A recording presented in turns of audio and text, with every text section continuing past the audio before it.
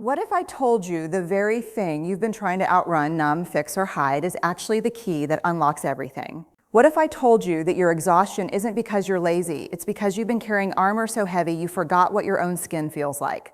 What if the shame you're terrified to name has no power the second you speak it out loud? What if numbing the pain didn't just steal your sorrow, but also stole your stupid, snorting, uncontrollable laughter? What if courage doesn't feel brave at all? What if it feels like throwing up like a cracked voice, like I'm about to lose it, and that's the proof you're finally doing it right? What if boundaries aren't pushing people away, but are the only way you'll ever let the real ones in? And what if, after all this hustling, all this proving, all this perfecting, you found out you were already enough, right here, right now, in this trembling, imperfect, beautiful moment? So stay with me, because if any of that is true, then everything you've been longing for is not somewhere out there. It's waiting for you on the other side of the thing you're most afraid to feel. What if I told you that changing everything in your life doesn't require you to become someone else?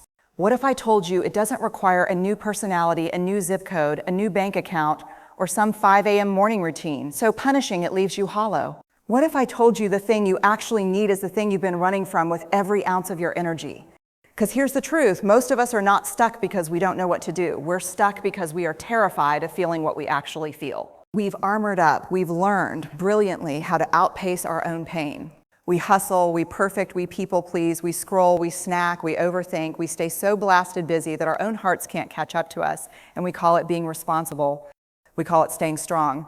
But let me ask you, how's that working out for you? Because if you're exhausted, if you feel numb, if you feel like you're performing your own life instead of actually living it, if you're haunted by the sense that there's more but you don't know how to reach it, then maybe, just maybe, your armor is working too well. So let's get honest, you don't need more control, you need to let yourself be seen. You need to get curious about the parts of you you've exiled. You need to stop calling your trembling weakness and start recognizing it for what it is, evidence that you're standing at the edge of something real. But that means naming it, naming the grief you swallowed, naming the shame that's been whispering you're too much and not enough, all at the same time, naming the rage you were told was unholy. Naming the fear that's been calling the shots for years. And yes, that will feel like ripping the bandage off a wound you've been pretending was already healed. But you can't heal what you refuse to name. Now, while you're doing that terrifying work, you're going to want to reach for something, anything, to take the edge off. That's human. But pay attention, because that's where it gets slippery. You'll numb, we all do. But remember, you don't get to numb the ache without also numbing the awe. You don't get to mute the heartbreak without muting the belly laugh that doubles you over. You don't get to silence the fear without silencing joy. So if you've been wondering why you can't feel anything anymore, even when good things happen, that's it. That's the cost. But here's the other side, courage. And I need you to hear this. Courage will not feel like a superhero cape. It will feel like you want to throw up. It will feel like your voice cracks. It will feel like you might lose everything. But that's not failure. That's the price of admission. So if you're terrified right now, don't run from that terror. Get curious about what it's guarding, because on the other side of that shaking, there is freedom you can't even imagine while you're still in the grip of it. Now, as you practice that kind of courage, you will have to get very, very clear about what's yours and what's not. That's boundaries. Not to punish, not to push people away, but so you can finally let the right ones in without resentment leaking out of every pore, because real connection was never built on your self-abandonment.